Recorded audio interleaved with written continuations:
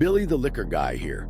The story you're about to hear, under too long, is the story of bombs, drugs, untaxed alcohol, terrorism, and the undercover agents who brought it all down. Thanks for being here. Episode 11. In this final episode, everything comes full circle. From uncovering shocking truths and facing down old enemies to confronting the scars of the past, every move led to this moment. With nothing left to lose, it was all or nothing. Let's finish the story. Chapter 39. Bought a bar. Our unit was set to crack down on a group known for tax evasion, loan sharking, and drug trafficking. The director in charge of this operation knew of our undercover operations, specifically with Billy the Liquor Guy, and had reached out for help. Rubino, who was our temporary supervisor, happily signed us on to the case with one condition. I know you guys are antsy to get back on the field, but everyone here will have to be on their best professional behavior, he instructed our team. I want this case pushed with a quick, positive outcome, meaning felony tax evasion and felony drug charges. Rubino turned to face me. I would appreciate it greatly if none of your antics came out, Billy, he stated. Please, try to be professional at all times. This investigator is serious and runs a smart town. Your unit is being tossed in the press like gunfire, so let's try to regain our reputation and put it back in a positive light. While I wasn't sure how confident Rubino felt with my answer, I agreed wholeheartedly to his request. Like a child, there was that small glimmer of hope in my mind. If we could prove ourselves worthy, and the inspector could find nothing on Stanton, maybe he'd come back and we could be one happy unit once again. We arrived in Fort Plain with our Syracuse supervisor, Timmy, 1 week after our meeting with Rubino, and held our first meeting under an old pavilion next to Erie Canal, since the town's police station couldn't hold all of us. The investigator and his team of one happily welcomed us. The chip on my shoulder expected the investigator to be like Barney Fife. Instead, I was greeted with a tall, intelligent man who was extremely proud of his town. Chief, as I called him, worked as a part-time investigator for the town and a full-time firefighter in a larger city not too far from the area. He was surprisingly street smart, well-educated, and ready to shake up the small town he grew up in. I immediately understood why Rubino wanted our team, and me in particular, to act professional. This guy believed in what we were doing, and he'd come to us with confidence that we could get the job done. The chief passed out a set of profiles on the targets and the barmaid, which was standard. However, his notes went beyond the black and white. His team had gone on to list the type of liquor the patrons liked, who was into drugs, and who might raise concerns about a new guy walking into a small hometown bar. They also linked each patron with a description and picture. I found myself eating any words I'd ever mumbled about small-town investigators. After looking through the material, I picked out the motorheads who I stared Jeff to interact with, and the gamblers and the merchandisers looking to make a buck who I'd go after. I also chose to go after the barmaid, who they listed as the drug distributor. Chief listed the owner as an arrogant, unfriendly bastard who thought he was better than everyone else. That's great. Assholes are my favorite type of target to take down, I said. Our first meeting was scheduled for the following Monday at 7 p.m. The plan was for Jeff to try to forge a discussion with the remaining happy hour customers about bikes and whatnot, while I sat at the bar loudly complaining about how badly I take a beating on the last 2 Monday night games. All our audio devices had been tested and secreted on our bodies, just like on previous ops. But for some reason, I felt more relaxed than I had in a long time. I didn't know if my calm demeanor was a result of proximity of my family or if it was because I was back in my natural environment, selling wares as a degenerate gambler. It wasn't very complimentary, but it wasn't a biker or Jamaican bar filled with criminals that I had to try to infiltrate or a terrorist who I had to cozy up to while they attempted to stockpile cigarettes. Even with these thoughts, I had to remind myself not to get too comfortable. As Jeff and I walked into the dimly lit bar, I immediately recognized several of the targets on Chief's list. Dan, the owner, was standing behind the wooden bar, writing something on a piece of paper, and Lisa, the barmaid, was tended the bar as expected. The joint itself was an average dive bar. It had the standard dart and shuffleboard station, a few tables, and an old L-shaped bar with wooden stools. Even the lack of light couldn't make this place look good. Jeff headed towards the dartboard, hoping to engage in a game, as I casually walked up to the bar and ordered a Jack and Coke. "Hey, can we switch the game on?" I asked Dan. "I got a lot of money riding on this one." Just as Chief told me he was an arrogant asshole. He mumbled something about being a stranger and about respect before ignoring me and walking away. However, to his dismay, his move invited a conversation with Lisa. Lisa was polite and all smiles as she strutted over to the television and switched on the game. "There you go, Silver Fox," she winked. My stomach dropped with her last two words. Silver Fox. It was like a flash in time. Sunshine sprang to my mind, which was funny, because for as bad as I felt when she was arrested, I'd stopped thinking about her long time ago. I sat at the bar for the next hour with an order of chicken wings and the nightly game, while Jeff played darts with an older gentleman who swayed every time he threw a dart. I made a little small talk with a few locals as they came in to watch the game, and by halftime, I'd managed to rally a discussion around the side liquor business I dabbled in. "You know, Dan over there might be interested in some of that liquor if you really have a supply," Lisa chimed in as she leaned across the bar towards me. Bingo. I played aloof and focused on the game. "I'll have to let him know," I mumbled, pretending not to notice her lean. The blind eye worked. Lisa wanted my attention, but the game had it. So she did what girls who need attention do. She walked over to her boss and told him all about my side gig. Within minutes, he was by my side along with Lisa, who was proudly smiling. "Lisa says you're over here bragging about some half-assed liquor business you have," he grunted. "I wouldn't necessarily call it half-ass," I said, feasting on a chicken wing, "but I'd be happy to show you some stuff after this game." Lisa smiled and nudged Dan. "You should see," she exclaimed. "He might have some really good stuff." "I've got a few cases of Jack Daniels and a half dozen bar racks left," I stated. I could see Dan trying to take me in as I yelled and carried on about the most recent play. It was a tactical move I used to distract him from overthinking my position, and it worked. Dan agreed to see what I had, and I agreed to head out back, despite my current involvement in the game. Within 10 minutes, I was back in the bar, finishing my wings and carrying on about the game, while Dan carried in the last two cases of untaxed Jack Daniels I sold him. It was a great first night, and one the Chief and Rubino were proud of. Arrogant Dan had bought into my sale hook, line, and sinker. I returned the next night in time for the evening game. Lisa already had it on for me. "I was hoping you'd come tonight, Silver Fox," she said, sliding a glass of Jack and Coke to me. "It's on the house. Dan was really pleased to see your stuff was the real deal. I think he wants to do more business with you."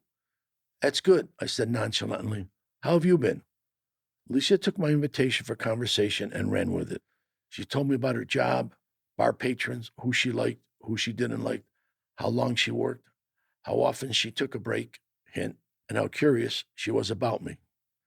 "Don't get too curious," I said. "There's not much more than this." I looked back up at the television, which made Lisa desperate to talk more. She'd been waiting for me, it seemed. She wasn't an awful-looking girl, just a bit sloppy. "So what other types of liquor do you sell in that van? I'm sure I could get Dan to buy more. And I know a lot of other bar owners I could introduce you to, so I can help you get big in this town if you like." "Oh, sorry, Lisa," I shrugged, "but I don't have that type of supply." Lisa tended to another customer while I turned to check on Jeff, who was shooting the shit about car engines with two patrons. "How much do you have?" Lisa said, interrupting my Jeff observation. "You know what you might be interested in?" I said, turning to face her. "Handbags." "Handbags? Yeah, Gucci handbags, Gucci scarves. I can get them for you, and you could sell them if you're interested." It didn't take much for her to sign on the dotted line. I chatted with her between commercials and sold her boss another case of Jack Daniels before halftime.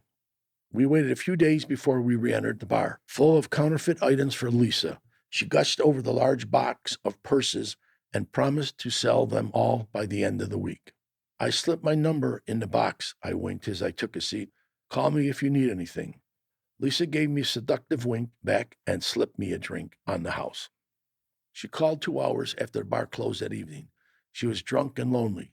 She spilled about her boss and her job, told me she hated it there and how awfully Dan treated her. "Lisa, you're a smart woman," I told her. "You can do better than that bar." "I can't," she sighed. "I have my reasons why I can't.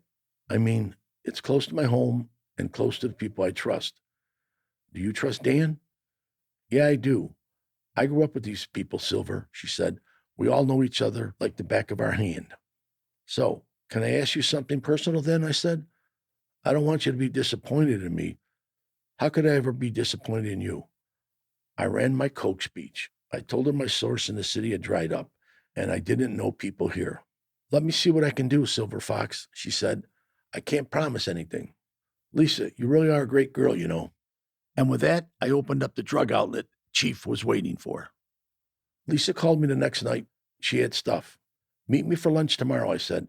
I want to thank you for looking out for me. Lisa arrived 15 minutes late and was higher than a kite. She had on skin-tight jeans, a yellow tube top that her breasts spilt out of, and spiked high heels that she couldn't walk in. She stumbled over to my table and sat across from me with a big smile. Guess what I brought you, Silver, she teased, struggling to pull a Ziploc bag full of cocaine from her tight pocket. Oh, Lisa, I knew you were my girl, I smiled. How about we get you some coffee? I'm going to get a sandwich, she slurred. I'm dying for the homemade chips they make here. Lisa and I talked for a while about her life, which had been hard up to this point. She didn't know her dad, grew up with an alcoholic mother who died when she was 21, and had never married. Lisa's demeanor was sloppy, which made it hard to feel bad for her. She was so high she kept missing the straw and poking herself in the cheek or eye, or her elbow would slip off the table, making her head jerk back since she was leaning on it for weight, and her words rolled into one another. Worse yet, she didn't touch her sandwich or eat one chip.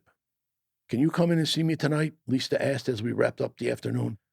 Not tonight, kid, I told her. I've got a lot of deliveries to make. Lisa was disappointed, but perked up when I asked if I could drive her to work. I drove here, Silver Fox. That's okay. You can get your car later. I like talking to you. Inside, I was dying to get out of the diner and away from Lisa, but I couldn't let her drive in her condition. I had to help her down the stairs and drove her to the bar. You think you could have another supply for me? I inquired as she stepped out of the car. Lisa smiled and said she'd make sure it was waiting for me. My next visit went as planned. Jeff and I arrived during the game. Dan bought alcohol, and Lisa had another bag of Coke in her pocket for me. However, this time Dan seemed a bit more comfortable with me. I'm not sure if it was because he knew I was buying drugs from Lisa and she hadn't been busted, or if it was because he felt confident with his liquor sales, which again occurred without his bar being raided. Either way, Dan started bitching to me about the bar business. Really, I shrugged, popping a pretzel in my mouth. I was actually thinking about getting back into the business. I have a few investors lined up right now. I just need to find the right place. Dan's eyes lit up. What's wrong with this one? He asked. You want to sell it? I questioned. I'm done, Silver. Yes, even Dan referred to me as Silver now. It can be all yours if you want. I took a hard look around the dingy bar before responding. This will be perfect for me, actually, I said. It's far enough away from my business in New York City and close enough to Syracuse. It would be a great front for my liquor business. Dan's excitement built. Tell you what, get your books together and show me what you really make here, and we'll discuss the price, I told him. The surveillance team was practically jumping up and down when I turned in for the day. Shit, Billy, you are no joke, Chief said, patting me on the back. Well, no jokes are free. I'm going to need some front money to show him I'm serious if we want this to work. That night I fell asleep and dreamed of Dan pulling a gun from underneath the bar and pointing at my head. I could see down the barrel and feel the cold steel pressed against my forehead. Dan pulled the trigger back just as I shot out of bed screaming for my life. It was 4 o'clock in the morning, but try as I might, I couldn't get myself back in that bed. Chief arrived with $20,000 in cash. This is all I can allow, Billy, he said, handing me over a classic brown briefcase with hidden markings. It's my savings. Make it work. Dan was all smiles when I showed him the front money.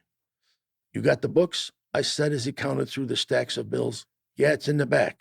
Dan, I said, leaning forward, you know I need to see your second set of books before I agree to buy this place, right? Not the books you show the tax guys. Dan smirked at my bar knowledge.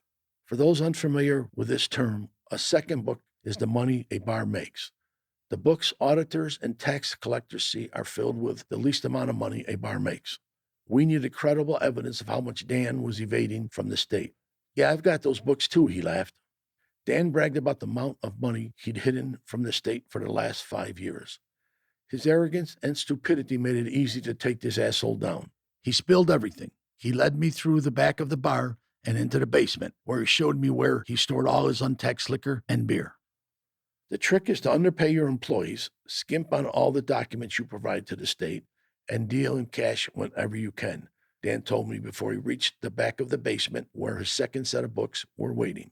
To my surprise, there were 5 books, one for every year he'd been in business. You mind if I take them back to my investors? I questioned.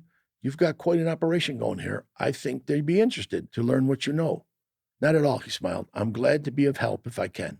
I can sit down and meet with them as well if they'd like to know more. I think that will definitely be a possibility. I guarantee they're going to want to meet you after they learn about all this. Dan was confident as hell.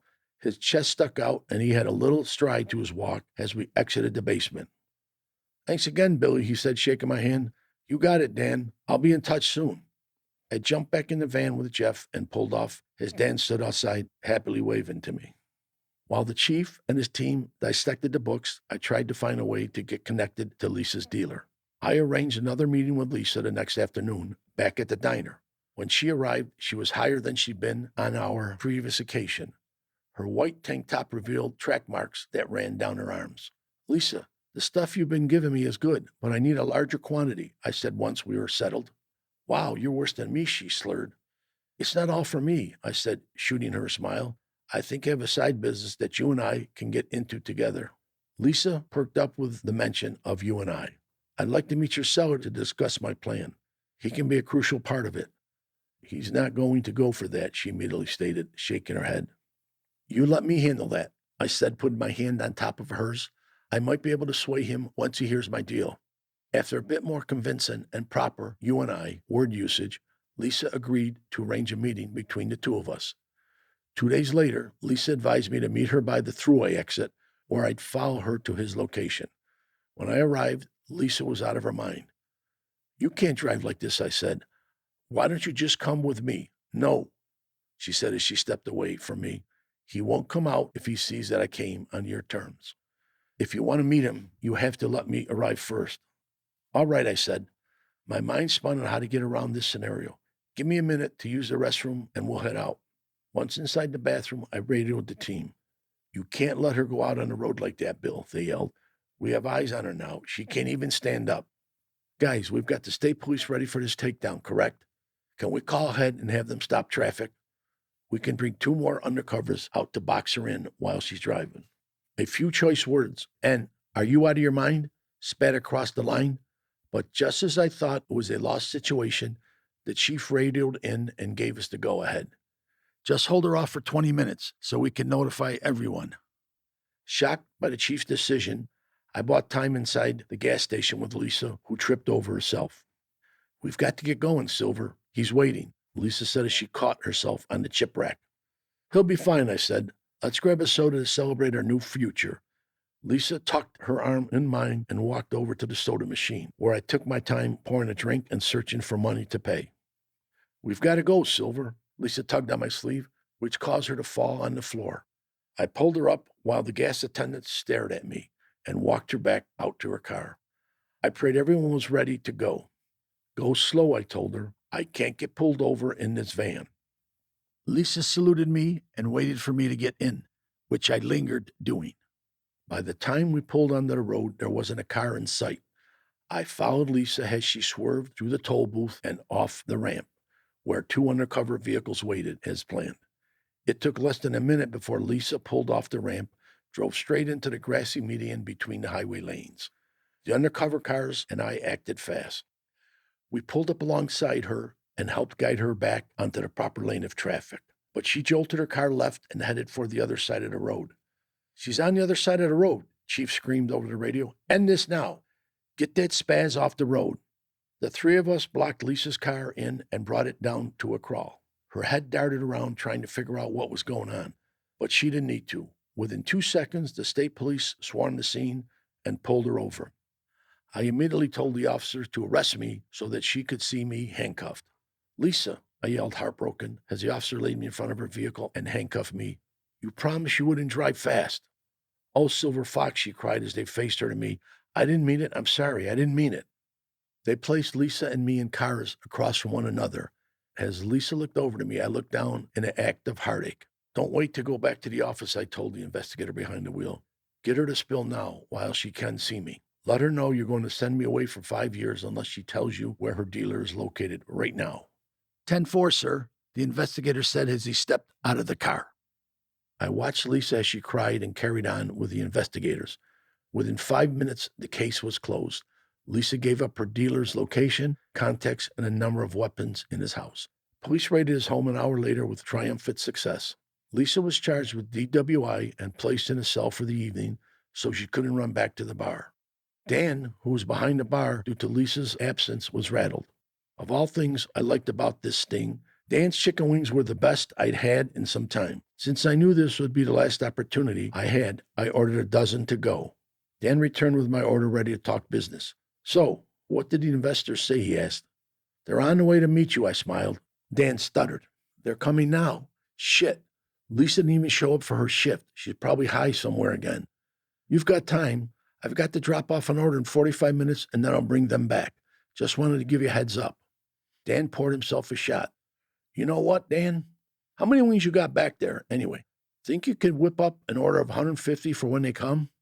I walked out of the bar, chicken wings in hand, and headed down to the local firehouse where the chief and his team waited. You're all set, I said as I closed the door behind me. He's ready for you. Rubino glanced at my to-go container. Seriously, Billy? You ordered wings? I plopped myself in a chair by the window with the container on my lap. My work here is done, fellas, I teased. There should be an order of wings ready for you guys, too. Rubino shook his head, suited up, and walked out the door with the rest of the unit. I propped my feet on the sill and enjoyed my wings as 25 police cars flooded the street. The takedown went smoothly. Dan was arrested and charged on tax evasion without a fight. I felt satisfied as I sat there and it all went down. My team and I successfully closed another operation. Despite how unstoppable I felt in the moment, the truth was that was exactly what we were. 3 weeks from the day, the powers that be would finally disband our unit and close our office. Overnight, our unit that sought terrorists, dealt with hard criminals, and brought in hundreds of millions of dollars for the state had dissolved into nothing. We were meant to be erased, blamed for the missing funds that we never touched and left to ponder in a quiet office that saw limited activity. It was a slap in the face for our unit, all the men who worked these cases, and for the American people in general. But like most things, people outside of our unit would never know that. They came to believe the lies they were sold. To this day, they never allowed the PATB to run a case or smuggling operation again. Chapter 40, PTSD. There was no question that I had towed the line over the course of my career. I dabbled in drugs, engaged too closely with criminals, and consistently pushed the envelope. I told myself that I did things like utilize drugs for the safety of my cover. But if I were being truthful, all those things were bold warning signs that I had lost who I was. Unfortunately, I didn't recognize those moments for what they were until I was too far gone. As my dangerous operations closed, the large takedowns, warehouse closures, and Stanton's absence left a void. I became antsy, irritated, and unsure of myself. Overnight, I went from a fun, happy guy to one that couldn't handle the smallest situations. Minor incidents at home, like a broken dish or a kid that wouldn't stop running around the house, would send me into a frenzy. But that was only when I was engaged. Most of my time at home turned into a hibernation retreat.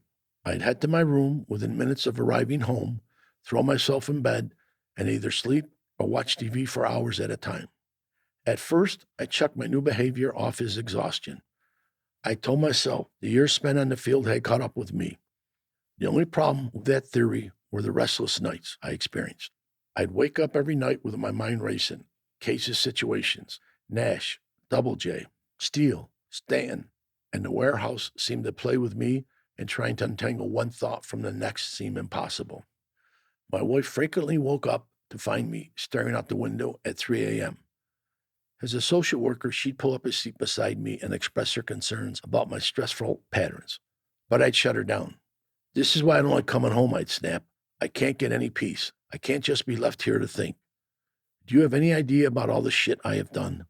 I spent years in dangerous situations, and no one in the family wants to take time to acknowledge that. I've done some pretty big things, and no one has any regard for that.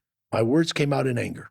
While everyone loved me and had spent most of their days and nights worrying about me in the field, my clouded vision couldn't see that. In my mind, I was someone they laughed at, ridiculed, and made light of. If I had happened to catch a police show with my wife or son, and I commented on the reality or fundamentals of the situation, and they didn't seem interested, I took it personally. I built this overwhelming case in my mind that emulated their disinterest in my comments as a lack of respect for the work I'd done. My irritation and fear left me afraid of crowded spaces, like arenas, festivals, or anything there would be hundreds of people around. My mind would go to dark places. I imagined a bad guy spotted me in the overpopulated crowd before I saw him. I thought of the violent altercations that might occur, like being shot in front of my wife and kids, or worst of all, I pictured the bad guy following my family and waiting for a time when I wasn't around. One time, my wife asked me to join her and my sister-in-law for a concert at the New York State Fair. I hemmed and hawed until my wife got so pissed that I caved and went. You think everyone is going to recognize you? She said. You have to get that out of your head. In fairness, I'm over 6 feet tall, have white hair, and large shoulders. I stand out in most places. And for a bad guy arrested, I most definitely stand out. The state fair was hot and crowded, just as I'd imagined.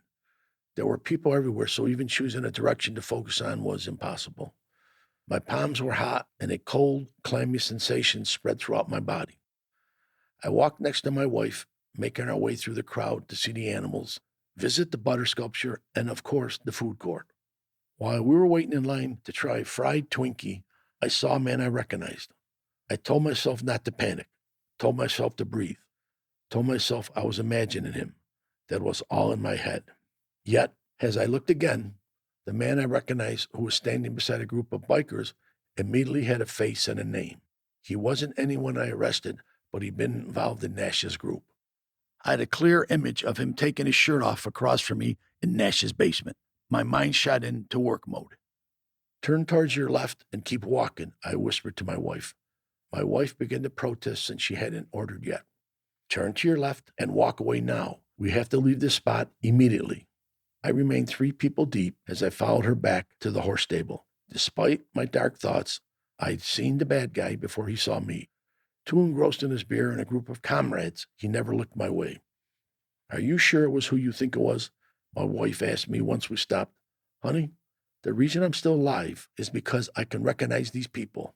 Annoyed at my wife, but mostly at the situation, I departed the fair and waited in a car where I listened to music and napped until the concert was over. The next time an event like this occurred, my wife was ready. We'd been driving along the thruway on our way to Buffalo, New York, when we decided to stop at one of the exits to grab a coffee. We weren't in line for 2 minutes when I heard a familiar voice across the station. Oh my God, it's Billy the Liquor Guy, a man yelled. How the hell are you? I told my wife to stay in line before I was greeted by Steve, a chubby bar owner who had more of an attachment to gambling than anything else. The coffee line moved up and my wife moved forward while I stepped out. Man, long time no see, Steve said as he approached me. Where the hell you been? Jail, I laughed. I got busted with the guys in Elmira a while back. I got out last month. No shit, Steve said. Well, where are you headed now? You want to go get some lunch or something? Catch up. I haven't had anyone come into the bar with liquor since you left. You started it up now that you're out? I might be, but right now I'm on my way to a funeral in Rochester, I said. It was good seeing you, though. I'll make sure to pop in sometime. That'd be great. I'd love to tell the guys you're back.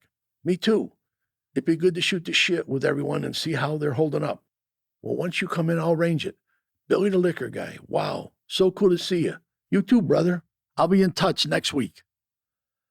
I headed to the bathroom and waited for my wife to call me once the coast was clear. When we got back in the car, I looked over at my wife. You see, I said, I'm not crazy. These people are out there. You never know. Incidents such as these only fueled the anxiety I believed I wasn't having. Within months, my fear began to mount, which in turn fueled my anger. I became increasingly pissed at myself for being afraid. What the fuck could I be afraid of? Hadn't I stood shoulder to shoulder with some badass criminals? Wasn't I Billy the Liquor Guy, the one everyone in the fellow agency admired? Yet there I was, afraid to leave my house and my safe zones. It was ridiculous. I dreaded waking up every morning because the vicious cycle would start the moment I opened my eyes. My fear, anger, and lack of sleep let me feeling off. I became convinced something was wrong with me and that I was harboring an underlying health issue that was sure to be discovered any day. A fear of driving, which I suppressed for years, emerged. Traditionally my safe place, the only time where I could kick back, open my windows, and blast Willie without criminals, family members, or bosses around, had become my hell. Random flashbacks of incidents that happened on the road flooded my mind. I'd be lost in my thoughts when George, my former partner, would slam into my mind on the hood and onto my windshield. The image appeared out of nowhere, and it was real as the day we'd actually hit and killed a woman during a snowstorm 10 years prior. What the fuck was that? I could hear my old partner George yell, his voice on the edge of hysteria as we rolled the car to a stop. Billy, what the fuck was that? I'd notice our blood-scattered windshield and what looked like strands of long black hair before I discovered the body of a woman in a nurse's uniform, lying feet away from the car in the snow. The snow was so heavy, the flakes made it impossible to see past her body. I'd held her in my arms while George radioed in for backup. The nurse, who stepped out of her vehicle and attempted to cross over the snow-covered highway to help another car that had slid into a guardrail, would die before the ambulance arrived. And George, who never saw her coming, spent the rest of his life rehashing the night. Billy, George said years later, his scrawny body sunk into his hospital bed, you think I have cancer because I killed that lady? The comment had caught me off guard. I killed her, Billy, he said for the first time, tears running down his eyes. I hit that lady and killed her. I think this is my punishment. Will you be fucking serious? I said, leaning forward to look at him. If people were giving out illnesses every time they made a mistake or did something wrong in life, the whole world would be dead. George looked down, his eyes consumed with tears yet to fall. Look at me, for crying out loud, I continued. If that's how you think, then I should have leprosy for all the shit I've done in my life. I happened to be riding with a new coworker when one of these flashbacks occurred. I slammed on the brakes and swerved the car into the other lane, certain we just hit somebody. What the fuck is wrong with you? My coworker screamed as I pulled to the shoulder of the highway, sweat running down my forehead and my hands gripping the steering wheel tightly. I don't know, I replied in a moment of weakness. I think I'm beginning to lose my mind. I told him everything I had seen and confessed this was the third time it had happened. He listened, and after pulling over so we could drive, suggested I talk to someone about what I'd seen. Hitting someone is a pretty fucked up thing, he said. You got to get that shit right in your head, or it will haunt you for the rest of your life. I'd worked hard to build a name for myself. I was frequently approached by fellow undercovers, detectives, and police officers for advice, tips, and help on cases. Billy was a name everyone knew, no matter what agency. I couldn't lose that. It would mean a lot if what happened didn't leave this car, I told him. My coworker agreed if I promised to speak to someone about it. Like hell I was going to speak to anyone about what was going on. I'd already done that. I'd seen Father Joe when we hit the woman. I wasn't going back. After all, what if the counselor realized how fucked up I was and took me off the job? So I lied and promised my coworker I'd schedule an appointment as soon as we returned to the office. After that, I buckled down and focused on beating my mind. During my time with Double J and Nash, I had experienced periods which I found myself short of breath and my heart would race. I was convinced these were warning signs of an approaching heart attack. On one occasion, I'd had Chaz drive me to the emergency room, certain this was the big one. I sat in a cold hospital bed, miles away from my home, scared that my family wouldn't reach me in time. But after an hour of EKGs and every other heart attack, stroke test you could think of, the physician walked into my sheet-enclosed room and told me he believed I'd had a panic attack. I didn't know what the hell a panic attack was, but after he explained it, I knew one thing. He was dead wrong. There I was, the lead in an undercover operation, interacting with bad guys like they were next of kin, and a doctor was telling me I had anxiety. I gave the small-town doc a few choice words. Get your stress under control or one day I will be seeing you for a heart attack, he said before walking out. Of course, trying to beat my mind was an ill-regarded mission. My mind was stronger than I could be. I returned home from work delighted to spend the evening hours sealed in my room. I told myself as soon as I got over this hump, I'd have the energy to battle the demons I was facing. Those lies only led me to become a shell of myself. I didn't want my kids or family to see what I had become, so I stayed in my room. I wouldn't eat, I couldn't sleep, and I dropped weight. I went to my doctor ready for them to diagnose me with cancer or a blood disorder, but every test they ran came back normal. My doctor told me she believed I was suffering from anxiety and panic attacks, and again, I left angry and unconvinced. Eventually, I began missing work. I had no active undercover roles to tend to, so there wasn't anyone to dispute my office absences. Without work or a medical diagnosis to explain why I was feeling this way, I couldn't find a sense of peace within myself. I was living in constant fear of nothing. I'd be immersed in a show, and suddenly I remember sitting in Nash's bar getting drunk with the bad guys or smoking hooch with Double J. I never considered the danger I had been putting myself into. I'd allowed myself to lose my judgment and told myself that I knew enough to get out if things got bad. The reality and fear of those moments now rose faster than I could suppress them. In my mind, I was no longer Billy the Liquor Guy, everyone on the unit idolized. I was an asshole who based my career around stupid mistakes. I didn't plan to be a bad guy during my role. I had turned into one. I sealed myself in my room for 2 days before my wife and family members demanded I get help. They didn't like the guy that sat in front of them, avoiding the world. They wanted their husband, brother-in-law, and father back. I'd like to say I wanted that guy back too, but I was so deep into my anxiety to know my own self. All I could think about was ending it. It was the only reasonable solution I could see that would make these horrible feelings and thoughts go away. "You're not well," my wife said, standing in our bedroom doorway. "You either get help or I'm going to do it for you." And with that, she dialed the number of psychiatrists. "Billy, I want you to think of the mind like a rubber band," the psychiatrist said, looking up from behind his yellow pad. "It can pull in several different directions, but it can only go so far until it breaks. You've had more stress than most people experience in a lifetime. Your brain has only so many electrical impulses equipped to deal with day-to-day things." For the first time, I felt a sense of relief. I wasn't crazy, nor was I losing my mind. I just overexpanded it, and it needed to be reset. The doctor diagnosed me with PTSD. "I thought PTSD was for people who'd been in war," I questioned. "You've experienced just as much danger, Billy. You have to be kind to yourself and face the reality of everything you have done and been through these past years. Your brain has had trauma just like those soldiers have." Finally, having a diagnosis provided me with something I felt I could hold on to. It was concrete and offered a light at the end of the tunnel. The doctor prescribed me with some antidepressants and anxiety medication, but they still didn't provide the cure I craved. I continued to pace the hallway at home, feeling overstimulated at times and lethargic at others. The fact that the instant fix didn't occur like the pills had magically promised caused more worry and dread. My mind spun with what-if thoughts. What if I never got better? What if I always felt this way? What if people think I'm faking? Or worse yet, what if people think I'm crazy? I visited a psychiatrist twice a week for 6 weeks. Each time, we played with my medication and worked on breathing and relaxation techniques. "Give it time," he told me. "Practice your breathing. Go for walks outside. The medicine will work, but you have to try to calm your mind." I did get there slowly. I didn't feel 100% like myself, but I could feel things changing. I stayed outside of my room a little longer each time. I put the window down and enjoyed a car ride, and I could take a walk by myself around my neighborhood. The walk would come with step counting or deep breathing, but it was a sign that I was headed in the right direction, and that gave me hope. I headed back to work. I took a few low-key smuggling cases so I could function, but it was clear that my love for my career was over. I went to work now only to go. I didn't enjoy being there, and I couldn't help but wonder if the PTSD would dissolve if I didn't have to be. For the next 5 months, I made small steps.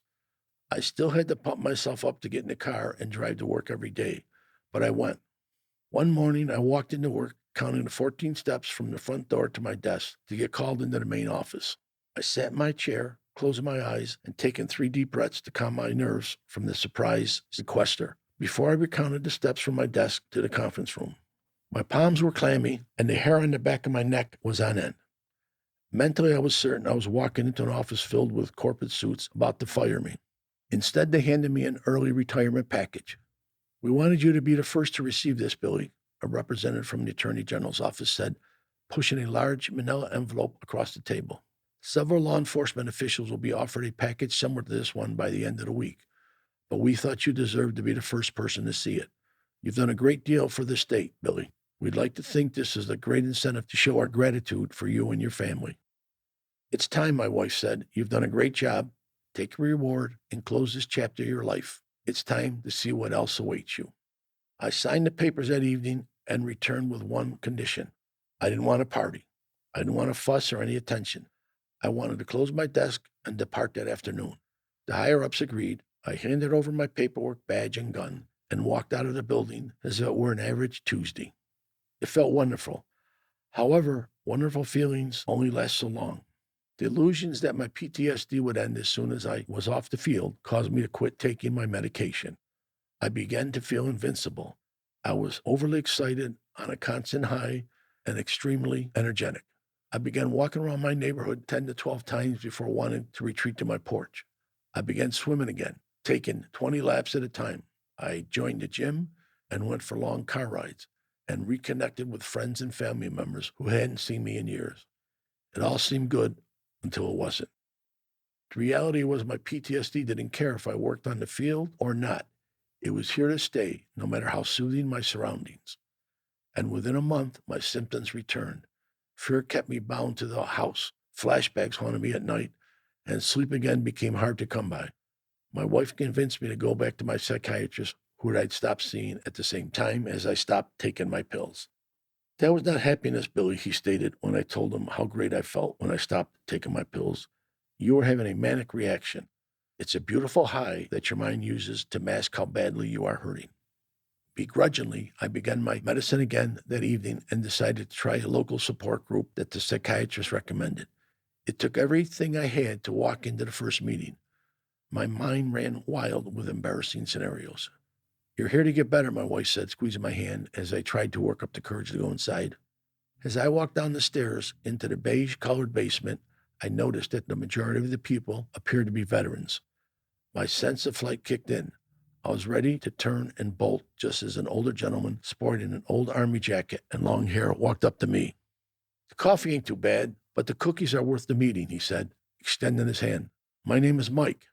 I shook his hand, my guard slightly falling, and followed Mike to the round circle of chairs filled with gentlemen of different statures and origins. I listened to everyone introduce themselves before they came to me. Name's Billy, I said, wiping my sweaty hands on the top of my pants. I'm a former officer who spent over 10 years working undercover to take down some hard criminals in and outside of New York State.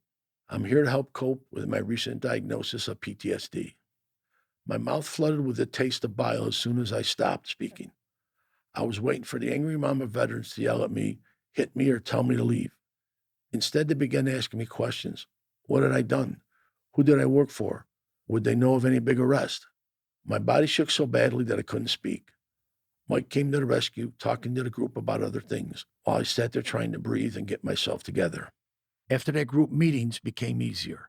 And after that, they became something I looked forward to.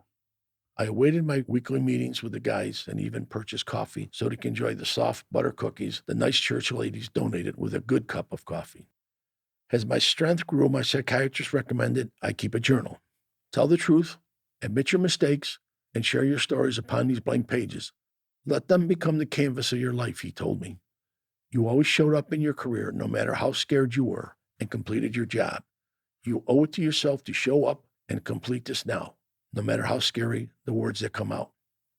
Through the journal, I learned that I transformed from a young man who spent his youth avoiding abuse, alcoholism, and the chaos that came with family functions to a man who placed himself back in line with fearful situations, searching for a way out. Bill, you don't have a journal, my psychiatrist said after reading my notes. You have a book. It's taken a lot of time and strength to hand my words over to the public, to show what I've really done, and to be honest about who I am.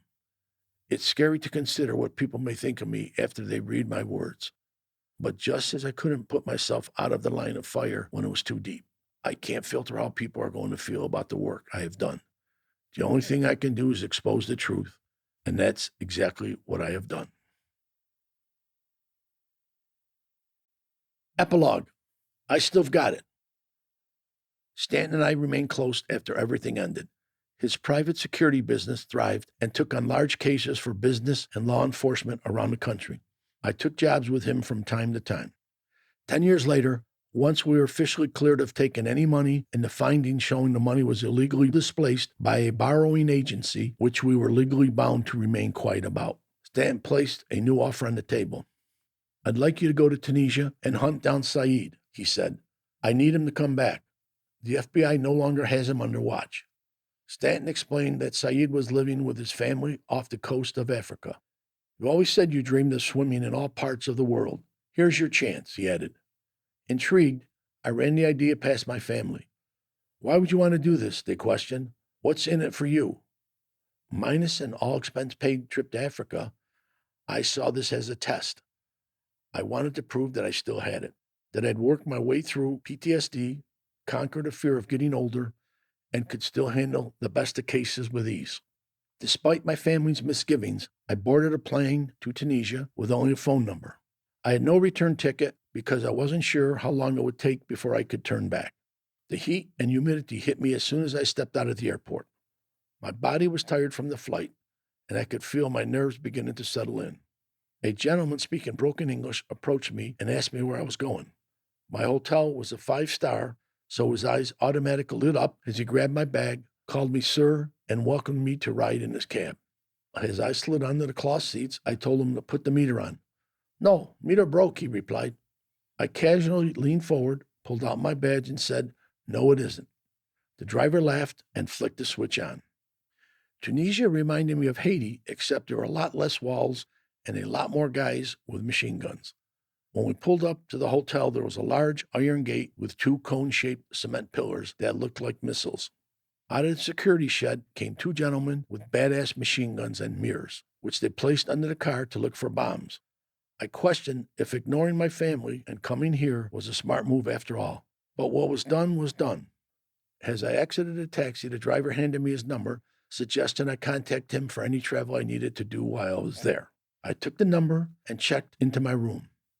The trip had been long, so before I started my pursuit of Saeed, I walked down the coast and went for my very first swim in the Mediterranean. It was cold. After a few laps, I pulled myself from the icy water and walked to the pool, which was cold too. I swam a few laps to relax myself anyway before I headed back to the room to watch a little Arabic TV that I couldn't understand. I called Saeed. He didn't answer. The next morning, I woke early hoping to catch Saeed before he headed out for the day, and this time he answered. It took me 20 minutes to convince Saeed that I was Billy. This doesn't sound like you, he said. It's been 10 years. I swear it's me. I'm here to talk to you. You're here? In Tunisia? No, it can't be, he said. Tom sent me here to talk to you about coming back to the States, I said. The line went silent. Saeed, are you there? I questioned, hoping the line hadn't broken. For what do you want? He asked. What do you think for what? I said in a normal Billy the Liquor Guy tone. Parties are interested in you coming back to the United States to work. Again, Saeed stayed silent. Remember how I always told you I'd be there for you? Well, here I am. Certain people would like you to come back to do things like you did before. If you're interested, I'd like to talk to you. I'd also like a tour of this place. After a little more convincing, Saeed agreed to meet me. I called my famous taxi guy and handed him directions to Saeed's house. We pulled up to an old faded white structure no more than 1,000 square feet. Saeed came out to greet me with his wife and his 3 teenagers by his side. It was funny to see them grown, as they were little children when I last saw them. Saeed's wife had made a traditional lunch, which included rice, carrots, and a type of meat that Saeed told me not to ask about. After lunch, Saeed and I piled into his little car, which was a touch bigger than an old Volkswagen, for a grand Tunisian adventure. Saeed showed me the ruins, the lost city that had been buried by a tsunami 1,000 years ago, and the site of the Battle El Gatar in World War II. It was one of the 10 greatest battles ever recorded and one of the largest tank engagements fought by the U.S. Army at that point. Saeed also remembered my love of swimming, so he brought me to another part of Africa coast to add an additional swim to my list. For the record, it was cold too.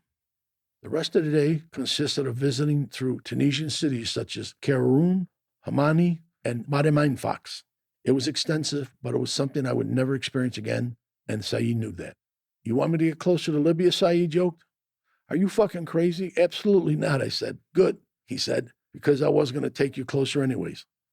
By the time we finally stopped for a bite to eat, Saeed had grown comfortable with me, so I knew it was the best time to land my pitch. I told Saeed the benefits he'd have if he came back to America.